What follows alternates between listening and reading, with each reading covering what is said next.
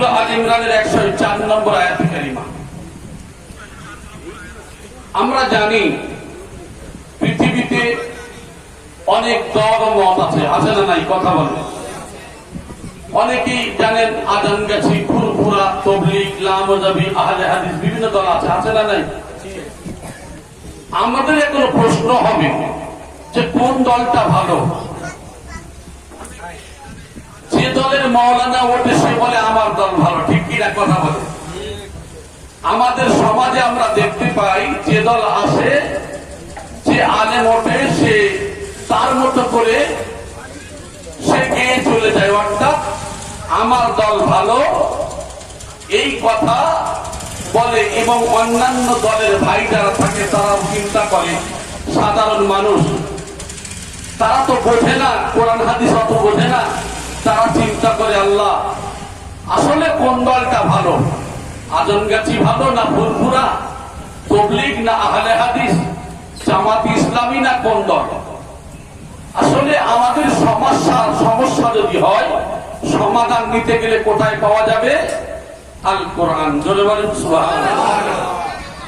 আর তরিকা যদি ধরতে হয় জনাবে মুহাম্মদুর রাসূলুল্লাহ সাল্লাল্লাহু আলাইহি ওয়াসাল্লাম। জোরে বলি সুবহানাল্লাহ। তাই আল্লাহ পাক রব্বুল আলামিন কি বললেন? আল্লাহ জানাচ্ছেন যে তোমাদের মধ্যে এমন একটা দল, এমন একটা জামাত থাকবে যারা কি করবে? যারা মানুষকে কল্যাণের দিকে ডাকবে, ন্যায়ের দিকে ডাকবে, সত্যের দিকে ডাকবে এবং ন্যায় কাজের আদেশ করবে আর অন্যায় কাজের নিষেধ করবে। জোরে বলি সুবহানাল্লাহ। এখন আল্লাহ বললেন যে একটা দল থাকবে যে সত্যের দিকে, ন্যায়ের দিকে ডাকবে। তো পৃথিবীতে অনেক দল ও জামাত আছে যারা তো সব কোরআন ও হাদিস দিয়ে মানুষদেরকে ডাকে, ঠিক কিনা? এদিকে তাকান, ওদিকে না তাকিয়ে এদিকে তাকান। কোরআন ও হাদিস দিয়ে সবাই ডাকে, আমরা ফলো করব কোরআন ও হাদিস, ঠিক কিনা? আমাদের কাজ হবে কোরআন ও হাদিসের দিকে লক্ষ্য করা। আল্লাহ পাক রব্বুল আলামিন বলেন, কুনতুম খায়রা উম্মাতিন উখরিজাত লিন-নাস তা'মুরুনা বিল মা'রুফি ওয়া তানহাউনা 'আনিল মুনকার। তোমরাই হলে শ্রেষ্ঠ মানুষ, তোমরাই হলে উত্তম মানুষ। আল্লাহ এখানে বলেন নাই শুধু আজানগাছিরা হলো উত্তম, আল্লাহ এখানে বলেন নাই শুধু ফুরফুরা হলো উত্তম, আল্লাহ এখানে বলেন নাই তাবলীগরা শুধু উত্তম, আল্লাহ বলেন নাই জামাত ইসলামীরা শুধু উত্তম। একটা দল, একটা জামাতের নাম মেনশন করে আল্লাহ কোরআনের কোন জায়গায় বললেন না এই দলটা হলো উত্তম। তাহলে আল্লাহ বললেন তোমরাই বলে শ্রেষ্ঠ মানুষ। তোমরা শব্দটা ব্যবহার করেছে, তোমরা কারা? আল্লাহ বললেন উখরিজাত লিন-নাস। এই বিশ্ব ব্রহ্মাণ্ডে যত মানব জাতি আছে, কি আজানগাছি আল্লাহর কাছে, আজানগাছি, ফুরফুরা, তাবলীগ, লামজাবি, আহলে হাদিস, আল্লাহর কাছে এমন কোন বিষয় নেই। আল্লাহর কাছে আছে মাত্র দুইটা দল, একটা হলো সত্যের দল আর একটা হলো মিথ্যার দল। একটা হলো হিজবুল্লাহর দল আর একটা হলো হিজবুশ শয়তানের দল। একটা হলো সত্যের দল আর একটা হলো মিথ্যার দল। এই দুইটা দল হলো আল্লাহর কাছে। জোরে বলি সুবহানাল্লাহ। তাহলে আল্লাহ তো বলেন নাই একটা দল, একটা সিলসিলার নাম করে। তাহলে আল্লাহ যে বললেন উত্তম মানুষ কারা? আল্লাহ বললেন উখরিজাত লিন-নাস। বিশ্ব ব্রহ্মাণ্ডে যত মানব জাতি আছে, এই মানব জাতিদের মধ্য থেকে আল্লাহর কোরআনের হুকুম মতো চলবে যারা, নবীর তরিকা অনুযায়ী চলবে যারা, সে আজানগাছিতে থাক আর ফুরফুরায় থাক, তাবলীগে থাক, জামাত ইসলামীতে থাক, বনে থাক, জঙ্গলে থাক, আল্লাহর হুকুম মতো যদি চলে, নবীর তরিকা অনুযায়ী যদি চলে, আল্লাহ ছাঁটাই বাছাই করে করে করে করে একটাই দল থাকবেন, এরাই হবে সত্যের দল, এরাই হবে জান্নাতের দল, এরাই হবে একমাত্র হিজবুল্লাহর দল। একবার জোরে বলি সুবহানাল্লাহ। এদের কাজ কি? তা'মুরুনা বিল মা'রুফি ওয়া তানহাউনা আনিল মুনকার। উত্তম মানুষ যারা হবে এদের কাজ হবে ভালো কাজের আদেশ করা আর খারাপ কাজের নিষেধ করা। জোরে বলি সুবহানাল্লাহ। কিন্তু আমরা দেখতে পাই, আমরা ওলামা সমাজেরা আমরা বলি নবীর ওয়ারিস, আমরা আলেম সম্প্রদায়, আমরা আলেমেরা নবীর ওয়ারিস। কিন্তু বর্তমান সময়ে আমরা আলেমেরা ওঠার পরে, স্টেজে ওঠার পরে আমরা এক দল আর এক দলের বিরুদ্ধে গালি দিই, এক দল আরেক দলের বিরুদ্ধে আমরা তাদেরকে কটাক্ষ করি, এক জামাত আর এক জামাতের বিরুদ্ধে বিভিন্ন বাজে মন্তব্য করি। ঠিক কিনা কথা বলেন? আপনারা বর্তমানে বড় বড় ফোন নিয়ে তো চলেন, এ উঠে ওরে বলে ভণ্ড, ও উঠে ওরে গালি দেয় এ হলো অমুক, এ উঠে বলে এ দলটা হলো বেকার, এ হলো কি, এ হলো অমুক দল, বেদাতি দল, বলে না বলে না? এই দল যদি বেদাতি হয়, এই দল যদি বাতিল হয়, আজান গাছি যদি বেদাতি হয়, ফুরফুরা যদি বেদাতি হয়, তাবলীগ যদি বেদাতি হয়, জামাত ইসলামী যদি বেদাতি হয়, এ দল খারাপ ও দল খারাপ, আমার আপনার মতো কিছু হুজুরের দল বলি, তাহলে এই দলগুলো খারাপ করতে, খারাপ থেকে ভালো করেছিলেন আমার আপনার নবী জনাবে মুহাম্মদুর রাসূলুল্লাহ সাল্লাল্লাহু আলাইহি ওয়াসাল্লাম। একবার জোরে বলি সুবহানাল্লাহ। আল্লাহর নবী তিনি এই পথভোলা মানুষ, কুপথগামী মানুষ, যারা বুঝতেন না, শিরকি করতেন, কুফরি করতেন, বিদআতি করতেন, এদেরকে ভালো করার জন্য যুগে যুগে নবী ও রাসূলরা এসেছিলেন। জোরে বলি সুবহানাল্লাহ। আমাদের নবী তিনি আসতেন শুধু আজান গাছির নবী হয়ে। কথা বলে, তাহলে আজান গাছির নবী যদি মুহাম্মদ সাল্লাল্লাহু আলাইহি ওয়াসাল্লাম হয়, তাহলে ফুরফুরার নবীর নাম কি? একই না আলাদা? একই কথা বলবেন। তাবলীগদের নবী কি? একই কথা বলবেন। তাহলে বোঝা যায় আমাদের সবার নবী হলেন তিনি, তিনি হলেন নবী মুহাম্মদ রাসূলুল্লাহ সাল্লাল্লাহু আলাইহি ওয়াসাল্লাম। এই নবী যদি সবার জন্য আসেন, নবীর কাজ ছিল পথভোলা মানুষ, কুপথগামী মানুষ, শিরকি করনেওয়ালা মানুষ, বিদআত করনেওয়ালা মানুষ, এদের কুপথ থেকে সুপথ দেখিয়েছিলেন। জোরে বলি সুবহানাল্লাহ। লিতুখরিজান নাস মিনাজ যুলুমাতি ইলান নূর। আল্লাহ বলে দিলেন, এই নবী আমি তোমাকে পাঠালাম অন্ধকার থেকে আলোর পথ দেখাবে। আমার আপনার নবী অন্ধকার থেকে আলোর পথ দেখালে। আল্লাহর নবী যখন আসতেন আলোর পথ দেখাতে গিয়ে আমার আপনার নবীর ভাষা ছিল কি কর্কশ, খুব রাগী।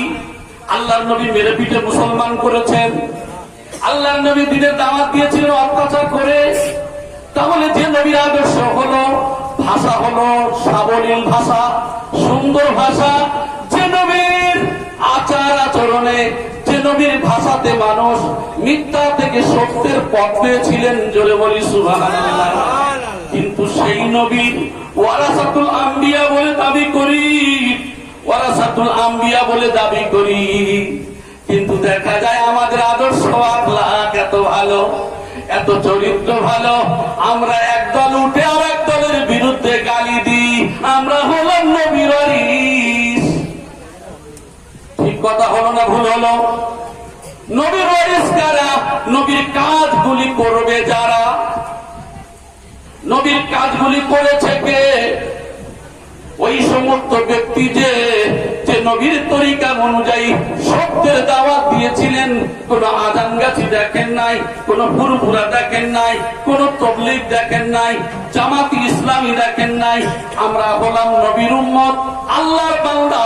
নবীর উম্মত হিসাবে আমাদের দায়িত্ব, উলামা সমাজের দায়িত্ব হলো আজকের যে যার দল তার মাথায় থাক, কিন্তু কাজ হবে কোরআনের কথা, হাদিসের পক্ষ থাকে বিশ্বের বুকে জানিয়ে দেওয়া, জানানো, বোঝানো, ভালোবাসা দিয়ে সত্যের পথের দাওয়াত দেওয়া, এটা হলো আমার আপনার রাসূলের আখলাক। আমার সোনার ভাই, এখন আপনি যদি আমারে বলেন আপনি কোন দলের মাওলানা, আমি বলবো আমি আজানগাছির মাওলানা। আপনি যদি আমার কোন ভাইকে বলেন আপনি কোন দলের, আমি ফুরফুরার মাওলানা। আপনি কোন দলের মাওলানা, আমি তবলিগের মাওলানা। আচ্ছা বলেন তো, নবী আসলেন সবার জন্য, আর আমরা মাওলানা, আমরা হলাম একটা দলের জন্য। আমরা ঠিক কাজ করছি বলে মনে হয়? কথা বলে। নবী যদি সবার জন্য হয়, আমরা আলেম, আমাদের দায়িত্ব ছিল সবার জন্য হওয়া। জোরে বলি সুবহানাল্লাহ। তাই সুফি মুফতি আজানগাছি রহমাতুল্লাহ আপনাদের পাশেই বাড়ি।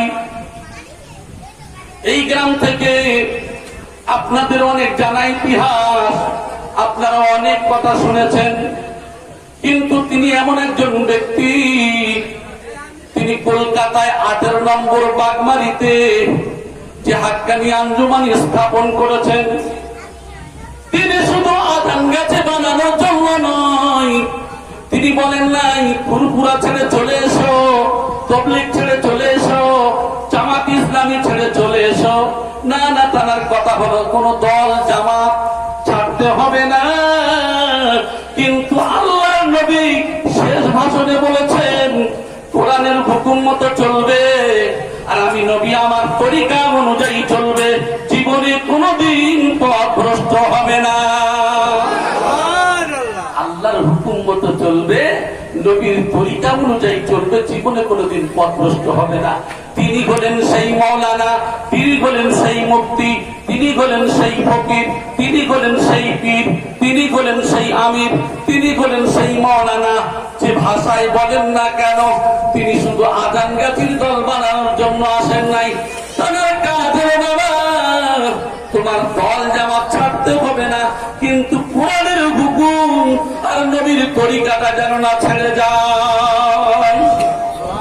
এই জন্য করে 18 নম্বর বাগমারিতে সেখানে শুধু আজানগাছির লোক যায় না, সব দলের জামাতের মানুষ যায়। এছাড়াও হিন্দু, মুসলমান, জৈন, খ্রিস্টান সব ধর্মের মানুষ, সেখানে কোনো বাধা নাই। চলে বলি সুবহানাল্লাহ।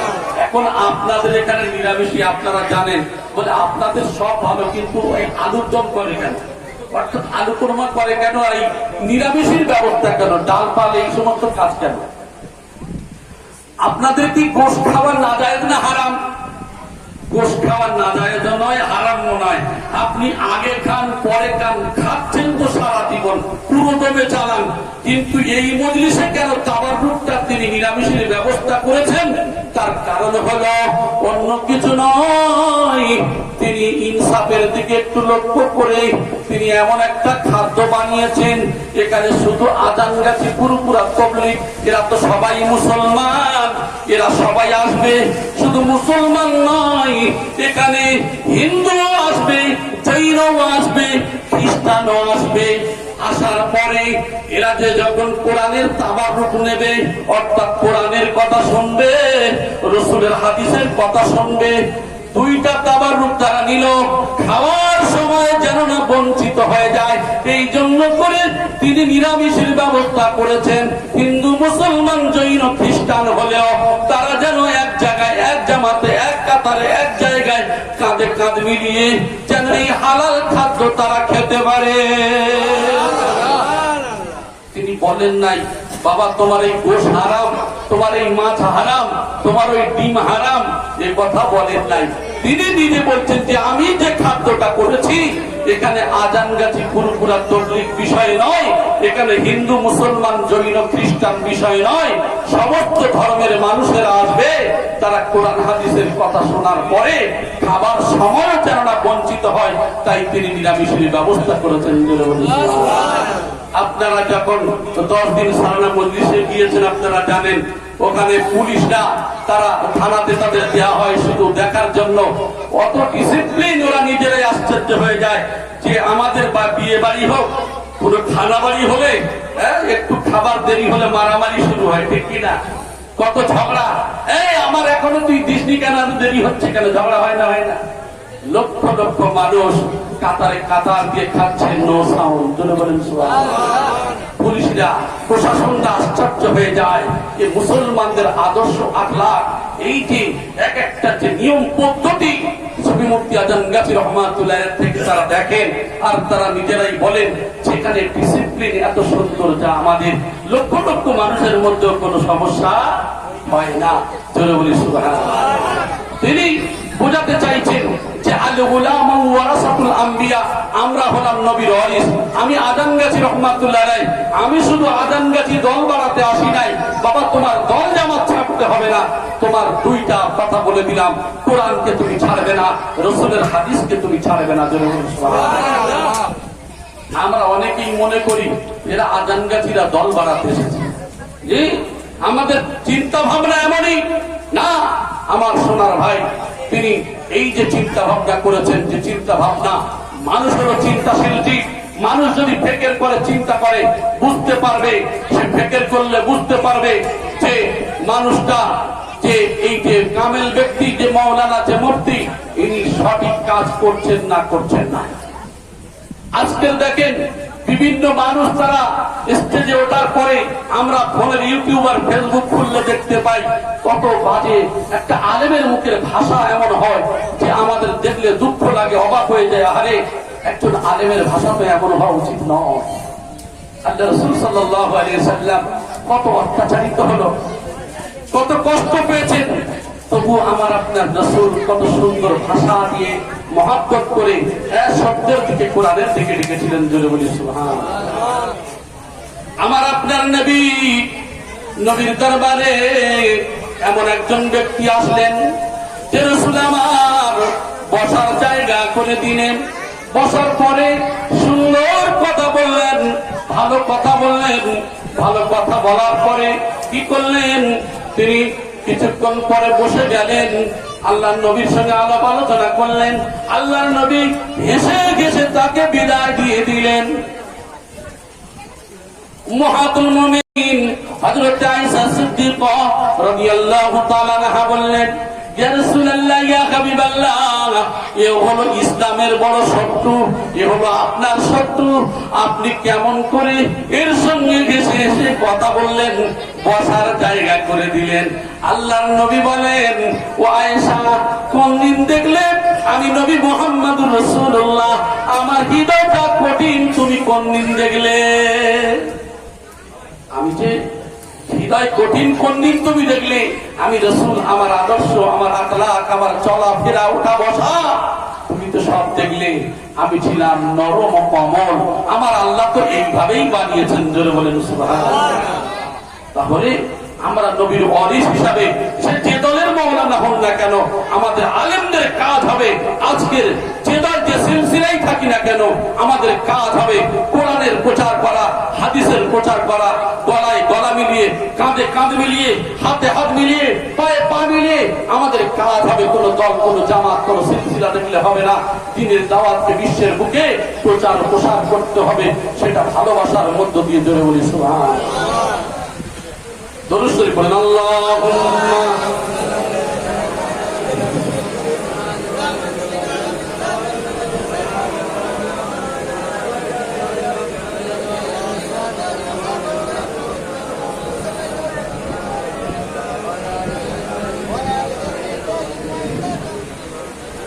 আমার ভাই,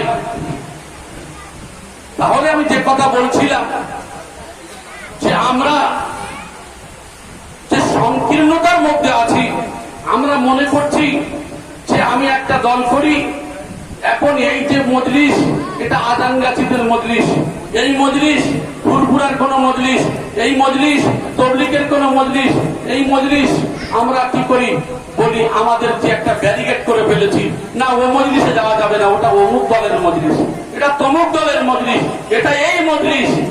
আমরা কি করছি, নিজেদেরকে ব্যারিকেড করে ফেলেছি, একটা একটা দল আলাদা বানিয়েছি। কিন্তু আল্লাহর কোরআন কি বলছে, কি বলছে শুনুন, ওয়াতাসিমু বিহাবলিল্লাহি জামিআন ওয়া লা তাফাররাকু। আমার রজ্জু বলতে কি? কোরআন। একতাবদ্ধ ভাবে দলবদ্ধ ভাবে ধরো, পরস্পর বিচ্ছিন্ন হলো না, দলাদলি করো না। জোরে বলি সুবহানাল্লাহ। এটা আজানগাছির কোরআন। ফুরফুরার কোরআনের নাম কি নাকি এটা আলাদা? এ কোরআন শুধু আজানগাছির নয়, ফুরফুরার নয়, তবলিগের নয়, গোটা বিশ্বের জন্য এ কোরআন। জোরে বলি সুবহানাল্লাহ। কোরআন যদি বিশ্বের জন্য হয়, আমার আপনার নবী, আমি বলেছি শুধু আজানগাছির না, ফুরফুরার, আমার আপনার নবী হলো কুল কায়নাতের নবী। জোরে বলি সুবহানাল্লাহ। সূরা আহজাবের আয়াত নম্বর 40, সূরা আম্বিয়ার আয়াত নম্বর 107, সূরা সাবার আয়াত নম্বর 28, আরো বহু ধর্মের মধ্যে রয়েছে। যদিও আপনাদের আজানগাছি ওই যে বাজারে আমি এই সম্পর্কে আলোচনা করেছিলাম, তারপরেও আমি আপনাদেরকে বলি, নবী যদি গোটা বিশ্বের জন্য হয়, তাহলে আমাদের একটা দল সিলসিলার যে ভাগ আমরা করেছি, এরপরে আমরা মনে করি ওই দল খারাপ, ও জামাত খারাপ, এই যে কাজ আমরা করি না, আমাদের কাজ হবে বিশ্ব মানবের জন্য, একমাত্র আল্লাহর হুকুম মতো নবীর তরিকা অনুযায়ী চলা। জোরে বলি সুবহানাল্লাহ। একবার দরুদের পরে আগে আসতে হয়,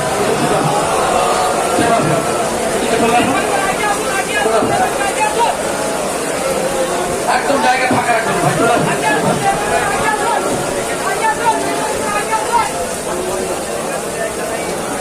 জীবন মরণ আমার সব তোমারই ইশারায়, আমার চলা বলা খেলাধুলা সবই তোমার করুণায়, সবই তোমার ইশারায়। আল্লাহুম্মা সাল্লি আলা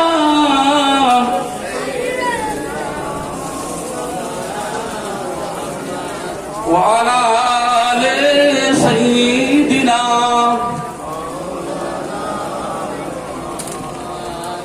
এখন আমি যে কথা বলছিলাম, আমার সোনার ভাইয়েরা, আমরা একটা কাজ করব, যে দল সিলসিলায় থাকেন না কেন, সমাজ থেকে এই কথাটা বার করবেন না। আমরা না জেনে অনেক বাজে কথা বলি, যে শিরকি করে, যে বিদআতি করে, যে কুফরি করে, যে পথ ভোলা মানুষ, আমাদের কাজ হবে ওই কুপথ থেকে তার সুপথ দেখানো, মিথ্যার পথ থেকে সত্যের পথ দেখানো। আমার সোনার ভাইয়েরা, আমরা সেগুলি না করে এখন যদি তাকে ঠাট্টা করি, তাকে যদি গালি দিই, তাহলে ওই মানুষটার পরিবর্তন আসতে পারে না। তার কারণ, এখন আমি আপনাদেরকে একটা কথা বলি, যিনি বর্তমানে গদ্দিনসীন আছেন, একবার হুজুর কিবলা নিজে কি বলছেন শুনুন। একই ভাষা, এই মানুষের ভাষার মধ্যে একটা ভাষাতে মানুষ রাগ করে না, আর একটা ভাষায় রেগে যায়। কেমন? মানুষকে যদি গালি দেওয়া যায় স্টুপিড বলে, রেগে যাবে না? যাবে না? বলে তুই আমার স্টুপিড বললি, এত রাগা রেগে যাবে। তখন বলে তোর এই ক্ষমতা কে দিয়েছে আমার স্টুপিড বলা? আর যদি গায়ে হাত বুলিয়ে যদি বলা যায় তুমি এত বোকা না ভাই, এই বোকা বলার কারণে গায়ে হাত দিয়ে যখন করলো তখন সে হেসে কাটাবে, ঠিক কিনা? একই ভাষা, রিয়েকশনটা হলো স্টুপিড বলেছে, ও জানে আমার গালি দিয়েছে, আবার গায়ে হাত বুলিয়ে বলছে তুমি এত বোকা কেন ভাই, সে কিন্তু রাগ করে নাই। এই মুসলমানের মধ্যে আমি আপনাদেরকে বলি, আপনি যখন আমার দলের বিরুদ্ধে বলবেন, আমার রাগ হবে, হবে না? হবে না, কারণ আমি দলকে ভালোবাসি। এখন আমি আপনাদেরকে বলি, যে যার দল তার কাছে ভালো, ঠিক কিনা? তাহলে আমার লক্ষ্য করতে হবে যে কোরআন হাদিসের মানদণ্ড দেখব, কোরআন অনুযায়ী যদি থাকে, রসুলের হাদিস অনুযায়ী যদি থাকে, আমি ততটুকু মানব। কোরআন হাদিস যতটুকু নাই, আমার বুঝে আসে নাই, জ্ঞানীদের কাছে জানবো, ফাসালু আলা যিকরি ইন কুনতুম লা তা'লামুন। যেটা তুমি জানো না, তোমার থেকে আরো জ্ঞানী মানুষ আছে না নাই? আমার থেকে অনেক জ্ঞানী মানুষ আছে, যেটা আমি বুঝি না, জ্ঞানীদের কাছ থেকে জেনে নেব। এখন 3 নম্বরে টানার পরে যত জানলাম, জানার পরে দেখা গেল এমন করে যে জিনিসটা কোরআন হাদিসের মধ্যে নাই, আমি ততটুকু ছেড়ে দিলাম, ততটুকু ছেড়ে দিলাম। তাহলে কোরআন হাদিস অনুযায়ী যদি আমি চলতে পারি, তাহলে ইহ জীবন আর পরজীবন দুটো জায়গায় সফল কাম হবে ইনশাআল্লাহ। সুয়ুক্তি আজান গাছি রহমাতুল্লাহ সেই কথা বলেছেন, বাবা আমার ঘরে আসতে হবে না, আমার এখানে চাদর দিয়ে কোনো মুরিদ করা হয় না। কোরআন হাদিস অনুযায়ী চললে পৃথিবীতে শুধু আজান গাছি নয়, যত কামেল ব্যক্তিরা আছেন সবার পথ অনুসরণ করা হয়। আর সবার পথ অনুসরণ করা হয়, রসুলের পথের অনুসারী অনুকারী যারা হয়, ওটা হলো আল্লাহর পথ। জোরে বলেন সুবহানাল্লাহ। আমার সোনার ভাই, এইবারে আমরা দেখব বর্তমান জামানার দিকে লক্ষ্য করব। আমাদের বর্তমান জামানায় আমরা কি করি? আমরা মানুষ, আমরা ধর্মকে পালন করি আবেগী ধর্ম, ঠিক কিনা? আবেগের ধর্ম পালন করি।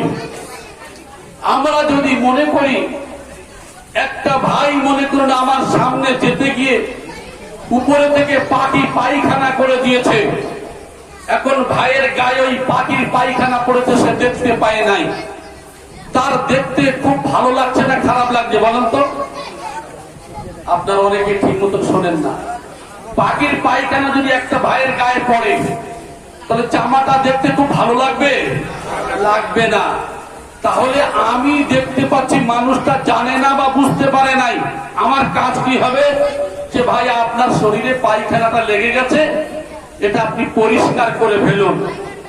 এখন সে যদি বলে আমার গায়ে পায়খানা লেগেছে, তোমার বাবার কি? আমার গায়ে পায়খানা লেগেছে তো তোমার বাবার কি? আচ্ছা, মানুষটা ভুল করছে না ঠিক করছে বলেন তো? ভুল করেছে, কারণ আমার দায়িত্ব ছিল ভালোবাসা দিয়ে বলা, কারণ ভাই আপনার এটা খারাপ লাগছে, আপনি মুছে ফেলুন। এখন সে যদি না করে, আমার গায়ে আছে, আমি আমার যা হবে হবে, তোমার বলতে হবে না, ওটা হলো তার বোকামি। তো আমার আপনার বলার উদ্দেশ্য হলো এটাই, কে কোন সিলসিলা বড় বিষয় নয়। আমরা যখন দেখব কোন ভাই তার যদি কোন কোরআন হাদিসের বিরুদ্ধে কোন কাজ করে, সে তো যে দলেরই যে সিলসিলার হোক না কেন, এ তো হলো আল্লাহর বান্দা, নবীর উম্মত, ঠিক কিনা?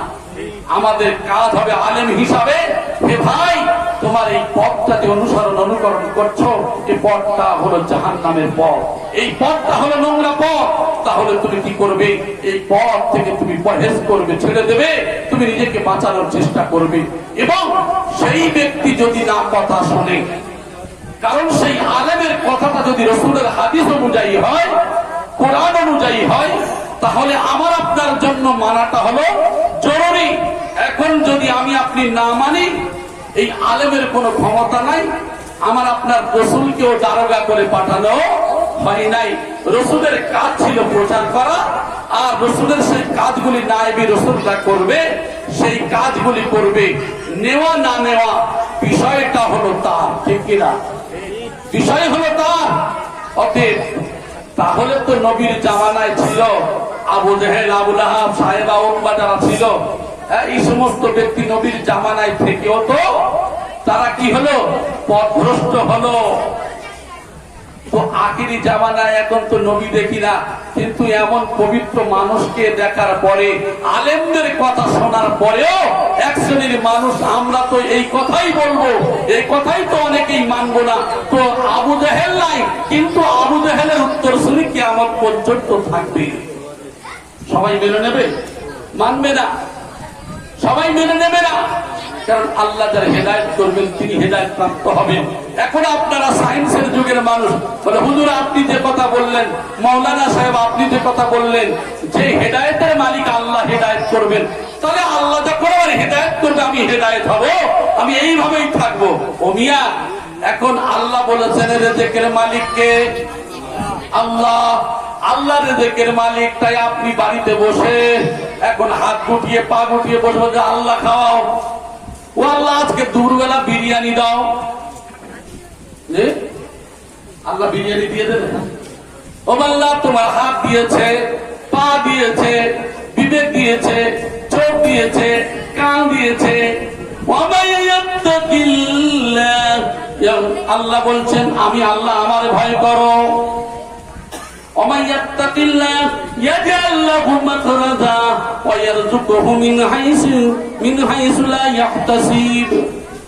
কি বলছে? আমি আল্লাহ, আমার ভয় করো। আল্লাহর ভয় করলে কি হবে? আল্লাহ বলছেন আমি তার রেজেক এমন ভাবে দেবো সে কল্পনাও করে না। এই জোরে বলেন সুবহানাল্লাহ। বাংলা তোমার হাত দিয়েছি, পা দিয়েছে, ফান্তাসিরু ফিল আরদ, তুমি জমিনে বিচরণ করো, তুমি মাধ্যম তালাশ করো, তোমার রেজেকের মধ্যে আমি আল্লাহ বরকত দিয়ে দেব। আমি কি করি এখন? আল্লাহ তো হেদায়েতের মালিক, তাই বলছি আল্লাহ হেদায়েত করবেন, আমি সেই সময় হেদায়েত হব। আরে মিয়া, আপনি হেদায়েতের নিয়ত নিয়ে যদি না বসেন, আল্লাহ আপনার হেদায়েত করবে না। হেদায়েতের নিয়ত নিয়ে বসলে আল্লাহ ওই ব্যক্তিকে হেদায়েত দেবেন, কিন্তু হেদায়েতের নিয়ত থাকবে না, ওই মানুষের কেউ কোনোদিন সঠিক পথে চালাতে পারবে না। কারণ বর্তমান জামানায় শুনে রাখুন, পৃথিবীতে যত দল জামাত আছে, সে আজানগাতি হোক, ফুরফুরা হোক, তবলিগ হোক, লামাজাবি হোক, আহলে হাদিস হোক, যে দলই হোক না কেন, সবাই নামাজের কথা বলে না? বলে না? সবাই নামাজ পড়ে। আরে 100-র ভিতরে খুঁজলে 80% মানুষ বেনামাজি, ঠিক কিনা? এদিকে কি করতে? আইলাম মোহাম্মদ, কি বলছে? আইলাম মোহাম্মদ। মোহাম্মদ সাল্লাল্লাহু আলাইহি সাল্লামকে ভালোবাসি, দেখা না আমার আপনার অন্তরের মধ্যে ভালোবাসা, না লোক দেখানো? কান খুলে খেয়াল করে শুনুন, অবশ্যই পৃথিবীতে আমাদের মধ্যে মুসলমান এমন কেউ নাই যে নবীকে ভালোবাসে না, মানুষ নাই। কিন্তু ওই ভালোবাসাটা তখনই কার্যকরী হবে যখন নবীর কথা অনুযায়ী, তরিকা অনুযায়ী চলবে। আমি আল্লাহর হুকুম মতো চলি, নামাজ পড়ি না, আল্লাহর হুকুম মতো চলা হলো, আল্লাহ তখনই সাহায্য করবে যখন আল্লাহর হুকুম মতো চলবে। আরে বদরের প্রান্তরে 313 জন গেল মুসলমান, আর 1000 জন হলো তাদের দল। 313 জন নিয়ে গেল, অস্ত্র নাই, কিছু নাই। নবীকে বলছেন ইয়া রাসূলুল্লাহ, ইয়া হাবিবাল্লাহ, হুজুর, ওগো নবী, এই বদরের প্রান্তরে এসেছি, আমাদের কোনো অস্ত্র নাই, কিন্তু তাদের হাতে তো অস্ত্র। আমরা 313 জন, তারা 1000 জন। আল্লাহর নবী বললেন এই বদরের প্রান্তরে 2 রাকাত নফল নামাজ পড়ে নাও। 2 রাকাত নফল নামাজ পড়ে নিলেন। আল্লাহ পাক রব্বুল আলামিন 5 দিনে 8000 আল্লাহর ফেরেশতা দিয়ে সাহায্য করেছেন। জোরে বলি সুবহানাল্লাহ। সেই আল্লাহ তখন ছিলেন, এখন আছে না নাই? তা আল্লাহ যদি থাকেন, মুসলমান ডান্ডা খাচ্ছেন কেন? এত খাওয়ার কারণটা কি? কারণ আমরা বলছি আজান গাছি মার খাক, আমরা তো ভালো আছি। ফুরফুরা মার খাক, আমরা তবলিগরা ভালো আছি। আরে তবলিগরা ওখানে যাবে, জামাত ইসলামী কেন যাবে? জামাত ইসলামীরা মার খাবে। আহলে হাদিস আমরা ডাকবো না। মুসলমান দলবাজি করবে, আল্লাহর নবী হাদিসের মধ্যে জানিয়েছেন আখিরি জামানায় এমন একটা সময় আসবে মুসলমান সংখ্যা বেশি থাকবে, কিন্তু তারপরে মুসলমান বেশি মার খাবে। মুসলমান থাকবে সংখ্যায় বেশি, থাকবে খড় কুটার মতো। যখন বাতাস আসলে যেমন খড়গুলি উড়ে যায়, এই মুসলমানের দশা তাই হবে। কারণ এরা দলবাজি মুসলমান, এরা দলবাজি মুসলমান। এই দল করে করে মুসলমানের দিকে তাকায় না।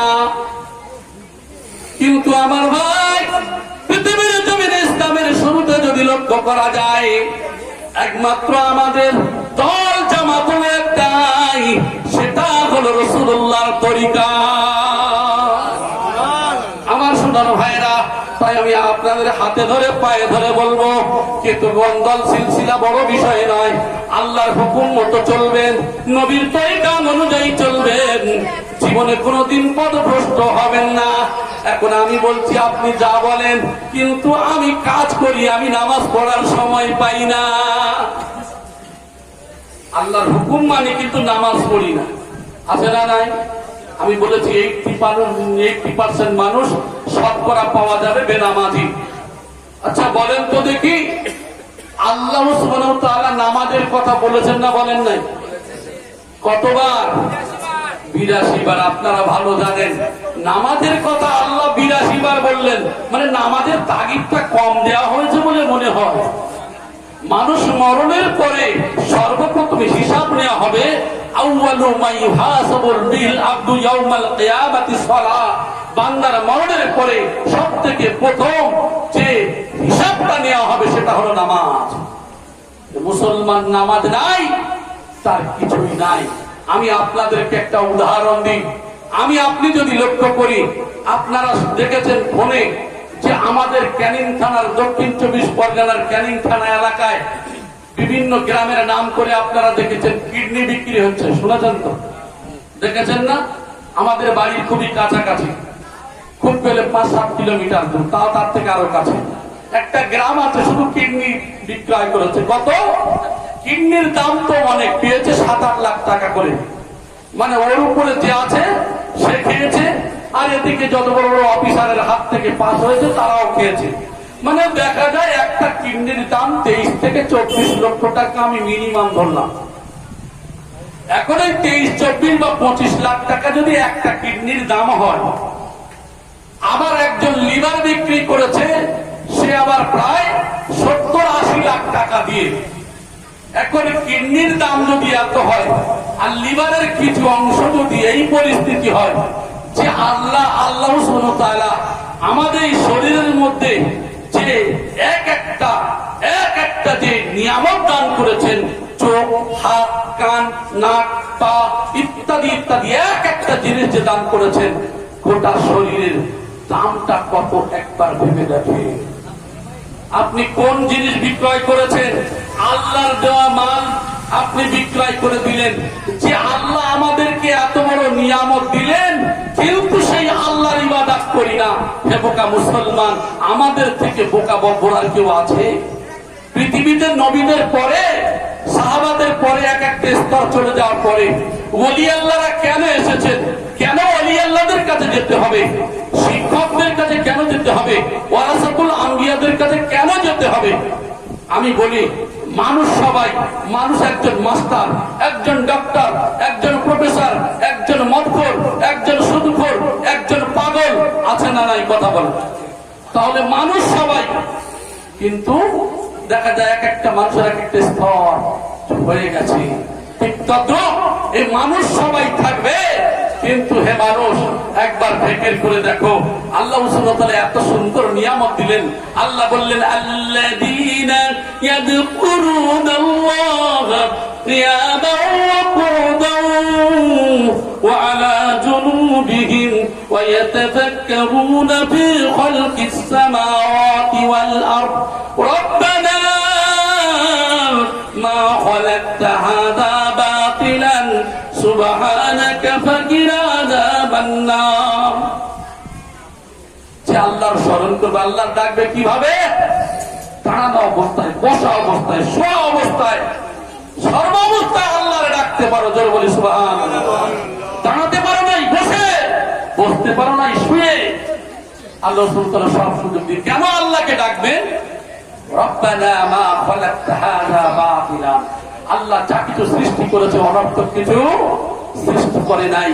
এক একটা জিনিস নিয়ে আপনি গবেষণা করেন, আপনার শরীর নিয়ে, অফি আনফুসিকুম আফালা তুবসিরুন, তোমার চেহারাকে নিয়ে তুমি গবেষণা করো।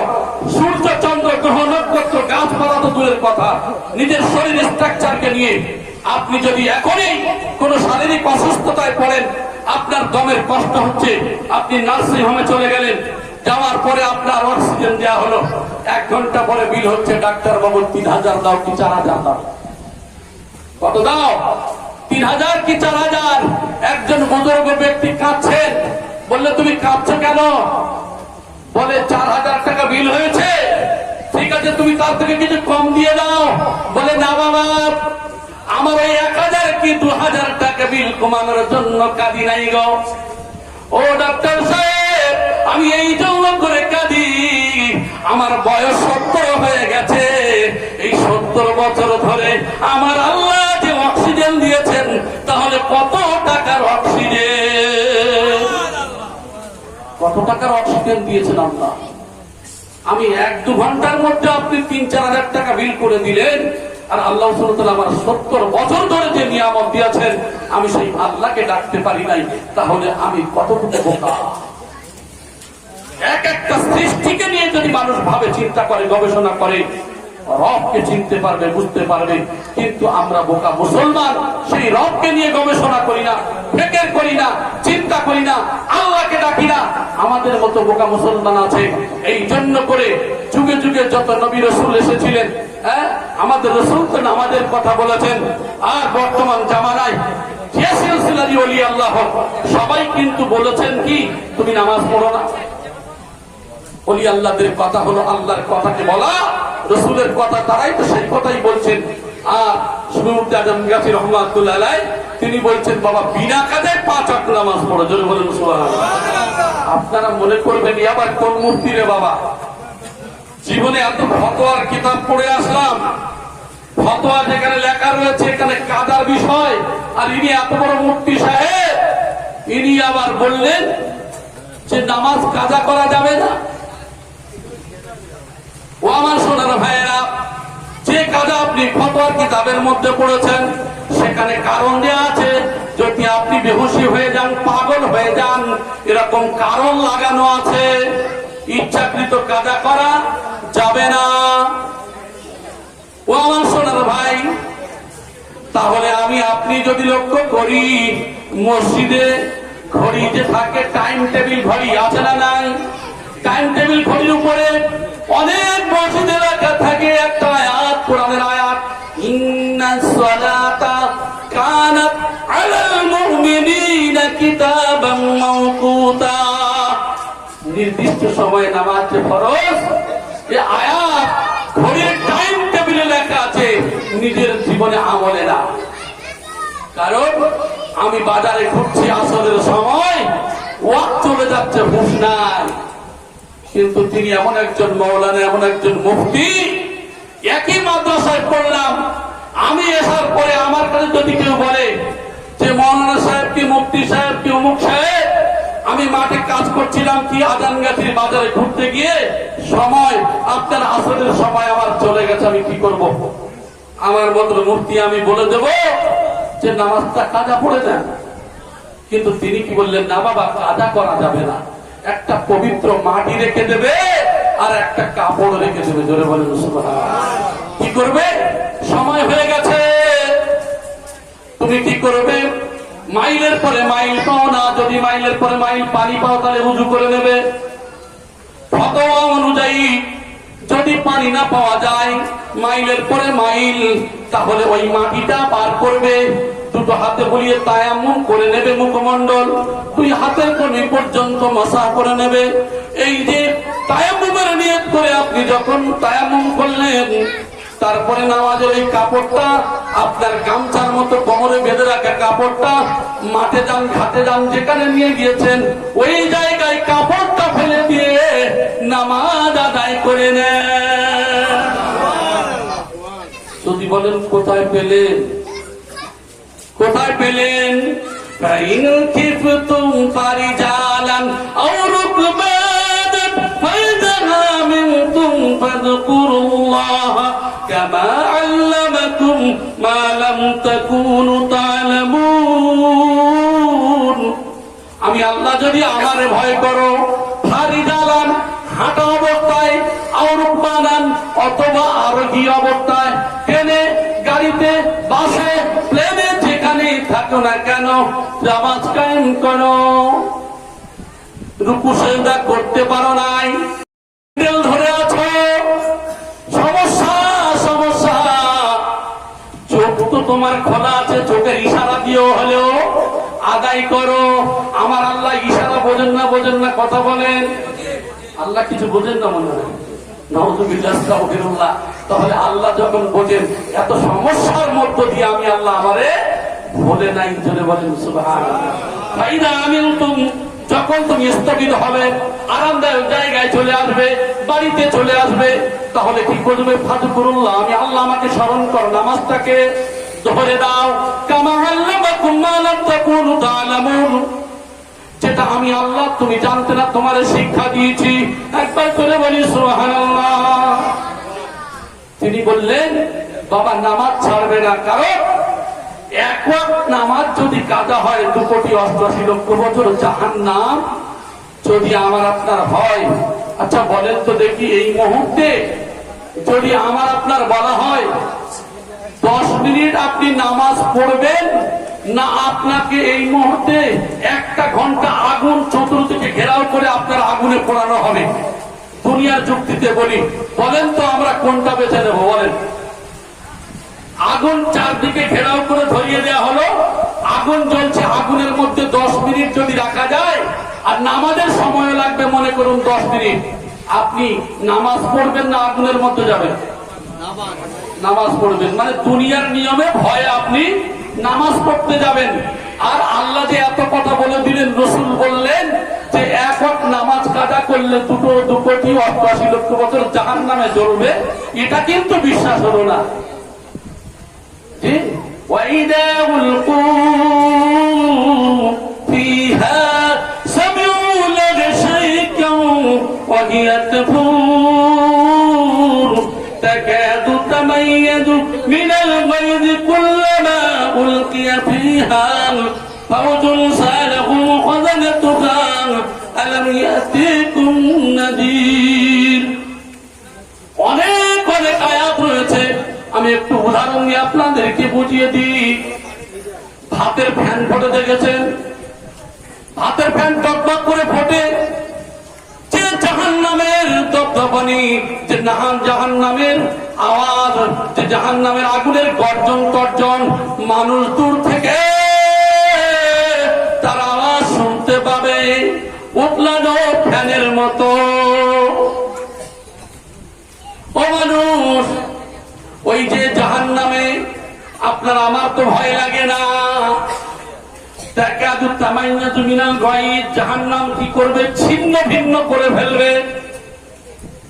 নামাজ পড়ো নাই, ও বান্দা তুমি নামাজ পড়ো নাই, আল্লাহর হুকুমকে মানো নাই, এই জাহান্নাম যখন ওই আগুন দিয়ে ছিন্ন ভিন্ন করে ফেলবে, জাহান্নামের দারোগা, জাহান্নামের গাইডারম্যান বলবে, তোমার কাছে কি কেউ কোনো সতর্ক বাণী নিয়ে যায় নাই?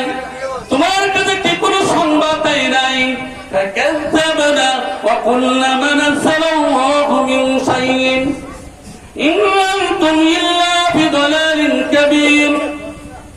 আহারে সেই দিনকে বলবে, ও জাহান্নামের গাইডারম্যান, হ্যাঁ আমাদেরকে বলা হয়েছিল, কিন্তু আমরা মিথ্যা মনে করেছিলাম। হুজুররা যা বলে, মৌলভী সাহেবরা যা বলে সব বেরিয়ে বলে, নবী যা বলেছে সব এগুলো আমরা মনে করতাম এমনই। এই জন্য করে আমরা কোনো ভূক্ষেপ করি নাই।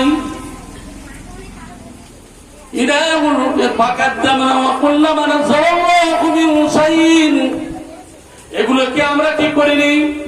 আমরা এগুলোকে মিথ্যা মনে করেছিলাম, সেই দিনকে আমরা কোনো কথা বিশ্বাস করি নাই।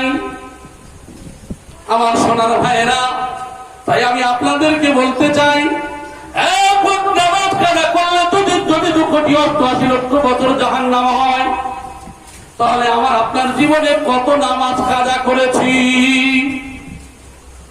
পৃথিবীতে যে দলের সিলসিলা আল্লাহর মেহবুব যারা, তাদের কত একটাই যে বাবা নামাজ পড়ো, নামাজ পড়ো, নামাজ কায়েম করো, নামাজ কায়েম করো, নামাজ থেকে সরে দেও না। জোরে বলি সুবহানাল্লাহ। নামাজ ছাড়া কোনো রাস্তা নাই। আল্লাহর সঙ্গে বান্দার তো প্রথম সম্পর্ক হলো নামাজ। চলে বলেন সুবহানাল্লাহ। নামাজ নাই, আপনি দান ধ্যান করেন, প্রত্যেক বছরে আপনি 4-5টা কুরবানি করেন, অনেক ভালো ভালো আপনি সেবামূলক কাজ করেন, এখন জীবনে নামাজ পড়েন না, তাহলে কি হবে? আপনার ওই কাজ করেছেন ঠিক, কিন্তু আসল কাজ নাই, সব ছিল সোজা কথা। এখন এই সম্পর্কে অনেক কথা, হাদিসের মধ্যে অনেক কিছু মনে পড়ে যাচ্ছে, কিন্তু সময় অনেক শেষ, আমি বেশি কিছু বলতে চাচ্ছি না। এখন আমি আপনাদেরকে 2-4 কথা যেটা উপদেশমূলক বলবো, যে কোন দল কোন সিলসিলাকে ঘৃণা করা আমাদের কাজ হওয়া উচিত নয়। আমাদের কাজ আল্লাহ এবং তার রাসূলের হুকুম মতো চলা, এটাই কামেল মুর্শিদরা বলছেন। জোরে বলি সুবহানাল্লাহ।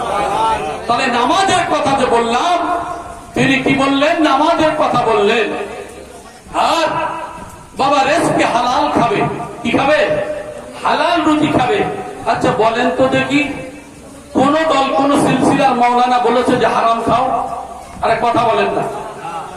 তাহলে সবাই বলে হালাল খেতে। যদি বলি সুবহানাল্লাহ, তাহলে আপনি কোথায় কার সম্পর্কে আপনি বিবাদ করবেন? সে তো আপনার ভাই, আপনি কার প্রতি হিংসা করেন?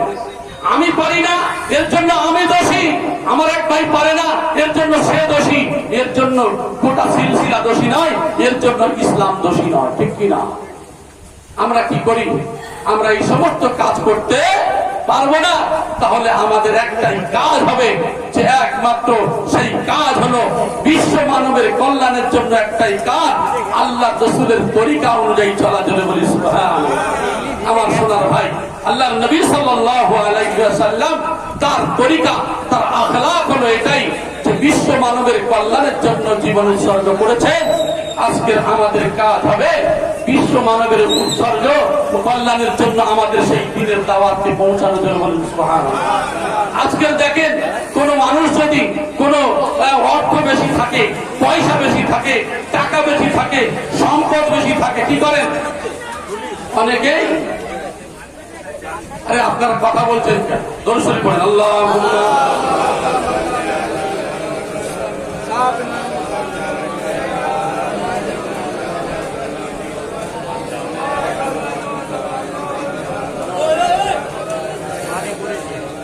আমাদের কাজ হবে একটাই।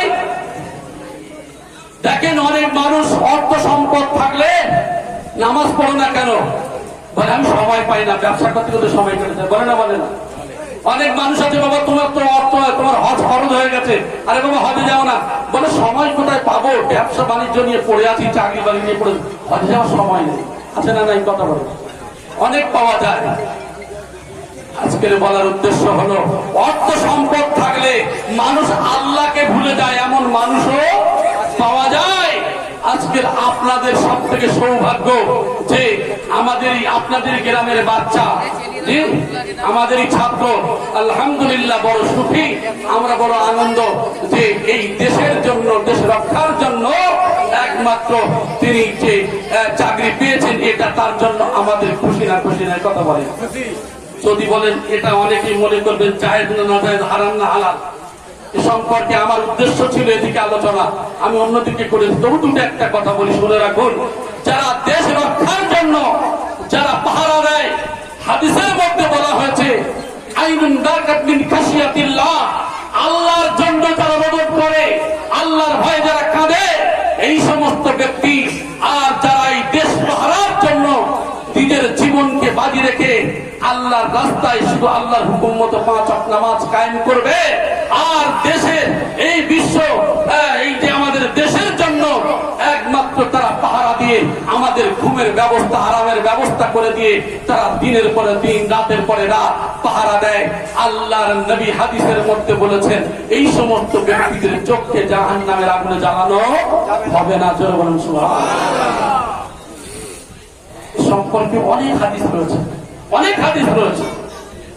আমাদের বড় সৌভাগ্য এটাই, আর সব থেকে বড় সৌভাগ্য যে আপনাদের গ্রামের সন্তান যে একটা দেশের জন্য যে পাহারার জন্য আল্লাহ সুবহানাহু ওয়া তাআলা তার কবুল করে নিয়েছেন। সুবহানাল্লাহ। আমি তাই বলছিলাম যে বাবা, যাই হোক, যত সমস্যা আসুক, তোমার হাতে যদি রাইফেলও থাকে, কিন্তু একটা মুহূর্তের জন্য যেন নামাজটা কাজা হয়ে যায়, কারণ তুমি সর্বসময়ের জন্য তোমার কাজের পকেটে একটা মাটি রেখে দেবে, আর এই মাটি দিয়ে তুমি তায়াম্মুম করে অল টাইম থাকবে। যখন নামাজের সময় হবে তোমার ডিউটি পড়লেও বন্দুক ধরে থাকবে, সেখানেই তুমি ইশারায় নামাজ কায়েম করবে। এটা আমার আপনার মুর্শিদের কথা, এটা মুর্শিদের কথা না, রাসূলের কথা, রাসূলের কথা না, আল্লাহর কথা। কারণ আল্লাহ সুবহানাহু ওয়া তাআলা থেকে 82 বার নামাজের কথা বলেছেন, নামাজের কথা বলেছেন। তাহলে আমি আপনাদেরকে বলবো যে আমরা অবাক হয়ে যাই যে কত মানুষ কষ্টের মধ্যে থেকেও নামাজ কাজা করে না, এমন মানুষ আছে না? না, আর এমন মানুষও আছে ঘুরে ফিরে নামাজ পড়ে না, আছে না? না, সব থেকে বড় দুঃখ লাগে, অবাক হয়ে যায়। ওই ভাইয়ের দিকে আমার হিংসা নয়, ওই ভাইয়ের দিকে আমার আপনার দুঃখ কষ্ট, কত আমাদের ভাই, আমার ওই ভাই জাহান্নামের আগুনে জ্বলবে, নবীর তরিকা অনুযায়ী না চলে সে জাহান্নামের অগ্রসর হবে, আসামি হবে। এটা আমি আপনি মানুষ হিসাবে রাসূলের নায়েবী দায়িত্ব নিয়ে আমাদের কাজ কি ওই ভাইয়ের জন্য দয়া করে, মহব্বত করে, ভালোবাসা দিয়ে তাকে সত্যের পথ দেখানো। এর নাম তো ইসলাম, এর নাম কি ইসলাম। এই সত্যের পথ দেখানো। আজকে আমাদের ভাই সে নামাজ পড়বে না, রোজা রাখবে না, যাকাত দেবে না, সত্যের পথ অনুসরণ করবে না, নিশ্চয়ই আমাদের দায়িত্ব হবে সত্যের পথ অনুসরণ করা, তাদের হকের কথা বলা। এটাই হলো আমার আপনার দায়িত্ব। আর নম্বর 2 হলো এটাই যে আমাদের কি করতে হবে, আমাদের আরেকটা দায়িত্ব হলো যে তার সাথে সাথে যে রিজকে হালাল খাওয়া। এই হালাল খাওয়ার ব্যাপারে যে কথা বলছিলাম যে হালাল খেতে হবে, এটা সবারই কথা। আর যদি হারাম খাই কি হবে? যদি বলি হারাম হালাল বেঁচে চললে সব চলবে না, তাহলে রাসূল ভুল করেছিলেন নাকি? নাউযুবিল্লাহ, আস্তাগফিরুল্লাহ। আল্লাহ কোরআনে বলেছেন কি ভুল করেছেন? অনেক কথা রয়েছে আমার ভাই। আল্লাহর নবীকে বললেন ইয়া আইয়ুহার রাসূল কুলু মিনাত তাইয়্যিবাতি ওয়া আমালু সালিহান। হাদিসে কুদসির মধ্যে এসেছে হে রাসূল সর্বপ্রথমে তুমি হালাল খাও, তারপর সৎ কাজ করো। ইয়া আইয়ুহাল্লাযীনা আমানু কুলু মিন তাইয়্যিবাতি মা রাযাকনাকুম। আয় আমার ঈমানদারগণ, তোমাদের মধ্যে যে পবিত্র বস্তু দিয়েছি তার থেকে তোমরা ভক্ষণ করো। তাই বলা হলো লাহমিন নাবাতা মিনাস সুতি কুল্লু লাহমিন নাবাতা মিনাস সুতি কানাত নারাউলা বিহি।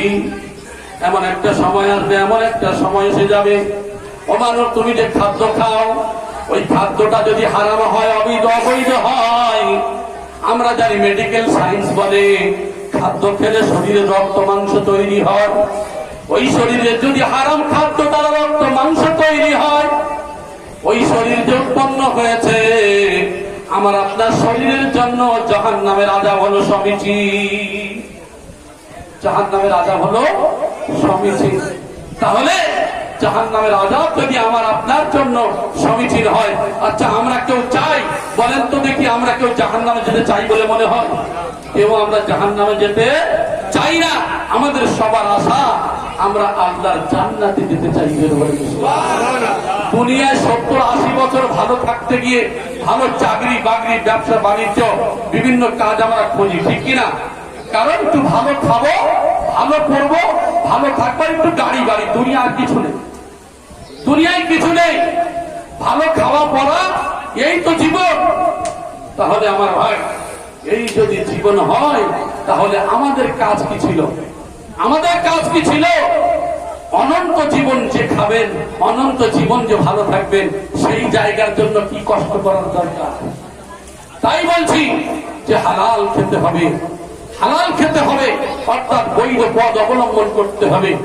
শুনে রাখুন, আপনি যখন মারা যাবেন যদি এক ওয়াক্ত নামাজ না পড়েন, আল্লাহর কাছে যদি ক্ষমা চান, আল্লাহ চাইলে ক্ষমা করে দিতে পারে, পারে না? পারে না? যদি মনে করেন আপনি কোনো খারাপ কাজ করেছেন, আল্লাহর কাছে ক্ষমা চাইলে আল্লাহর যে হক আছে আল্লাহ চাইলে ক্ষমা করতে পারে। কিন্তু দুটো জিনিস আল্লাহ ক্ষমা করতে চান না। নম্বর 1 সেটা হলো যে আল্লাহর সঙ্গে শরীক করা, অর্থাৎ শিরক করা। নম্বর 2 কোন ভাইয়ের হক মারা, অর্থাৎ হুকুকুল ইবাদ যেটা, আর হুকুকুল্লাহ। হুকুকুল্লাহ আল্লাহ ক্ষমা করবেন, কিন্তু হুকুকুল ইবাদ এখন আমি আপনি অনেকে কি করি, মরে যাওয়ার পরে খাটিয়ার কাছে দাঁড়িয়ে আমার বাপ মারা গেছে, আমি তার বড় সন্তান বলছি, সাংসারিক ক্ষেত্রে আমার বাপ যদি কারোর কাছে কোনো ভুল করে যায়, আল্লাহর হস্তে আপনারা ক্ষমা করে দেবেন। আপনাদের এখানে আছে নাকি? ও ভাই, সব জায়গায় এ ব্যায়াম আছে। ব্যায়াম যে আছে, আমি আপনি জানি না বেঁচে থাকায় যে আমি মানুষটার কাছে ভুল করেছি না করিনি আমি জানি না। কথা বলেন না। আমি আপনি জানার পরে একদিনও ক্ষমা চাই নাই, আর মরে যাওয়ার পরে ছেলের ক্ষমা চেয়ে দেবে। ও তো মনে মনে এদিকে যা বলুন দেখে বলছে পুরো মরে তো ভালো হয়েছে। মরে যাওয়ার পরে ভাবছেন আপনি কি দিরহাম দেবেন না দিনার দেবেন। আজকের মসজিদে আমি আলোচনা করেছি দিরহাম আর দিনার নিয়েই পরিবার সম্পর্কে। হাদিসটা মনে পড়লো বলে একটু শুনিয়ে দিচ্ছি। কারণ সেদিন দিরহাম আর দিনার চলবে না, কি চলবে? সেই দিনকে আপনার আমল, অর্থাৎ আপনার ওই যে হক মেরেছেন আপনার নেকিগুলো কেটে তার দেওয়া হবে, আর তার গুনাহগুলো আপনার ঘাড়ে চাপানো হবে। তাহলে হুকুকুল ইবাদ থেকে কোনো ছাড় পাবেন না যদি আপনি যদি না ক্ষমা চেয়ে যান, আর সে যদি ক্ষমা না করে। আজকে আমরা মানুষ হক মেরে 12টা বাজিয়ে দিচ্ছি, ভাই ভাই হক মারছি, পাড়া প্রতিবেশীর হক মারছি। আজকাল দেখা যায় পাশাপাশি একজন ভাইয়ের জমি আছে, আমি জানি ওর জায়গাটা ওর, কিন্তু তারপরেও আমি কি করছি, কেস করে বড় বড় জায়গায় চলে যাচ্ছি। আমি আর কতদিন বাঁচবে? 3.5 হাত কবরের দিকে লক্ষ্য করে দেখুন, এই কবরের দিকে একবার তাকিয়ে দেখুন।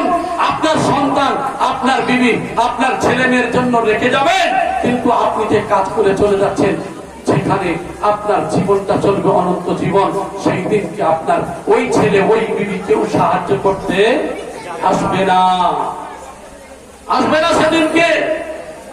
তাই সেই দিনকে আযাবের মধ্যে যখন গ্রেফতার হবে, তখন বলবে, হে মানুষ, তোমার যদি দুনিয়ার সব মালমাত্রা এমন 10 দুনিয়ার মাল যদি তোমার দেয়া হতো, তুমি আযাব থেকে বাঁচার জন্য তুমি কি এই 10 দুনিয়া কি সব দান করে দিতে? তিনি বলছেন, হ্যাঁ, এই আযাব থেকে বাঁচার জন্য আমি 10 দুনিয়া পরিমাণ সম্পদ যদি আমার দেওয়া হতো, আমি তাও দিয়ে দিতাম। তাহলে ভাই আপনি কিসের আশায় করছেন? কিসের আশায় করছেন? আমি আমার ভাইকে বলবো যে আপনারা কোরআনকে নিয়ে রিসার্চ করুন, কোরআনকে নিয়ে গবেষণা করুন। আপনারা ইমাম সাহেবের কাছে শুনুন, কোরআন হাদিসের কথা শুনুন। আরে কোরআন হাদিস শুনতে আসলে 10 মিনিট 20 মিনিট, আমরা কি করি 1 ঘন্টা 2 ঘন্টা, আমাদের যে কি হয়, কত যে কষ্ট হয়, আমরা সেটা বলে বোঝা যায় না, ঠিক কিনা? আমার সোনার ভাইয়া, সম্পর্কে অনেক কথা মনে পড়ে, তবে আমি আপনাদের কথা বলি। আল্লাহর কোরআন কি জানিয়ে দিচ্ছে মুমিন কারা? ইন্নামাল মুমিনুনা আল্লাযীনা ইযা যুকিরাল্লাহু ওয়াজিলাত কুলুবুহুম ওয়া ইযা তুলিয়াত আলাইহিম আয়াতুহু যাদাতুহুম ঈমানান ওয়া আলা রাব্বিহিম ইয়াতাওয়াক্কালুন। মুমিন কারা? ইযা যুকিরাল্লাহ, আল্লাহর স্মরণে, ওয়াজিলাত কুলুবুহুম, তাদের অন্তরে কম্পন শুরু হয়, ওয়া ইযা তুলিয়াত আলাইহিম আয়াতুহু, আর যখন আমার আয়াত পাঠ করা হয় তখন কি হয়?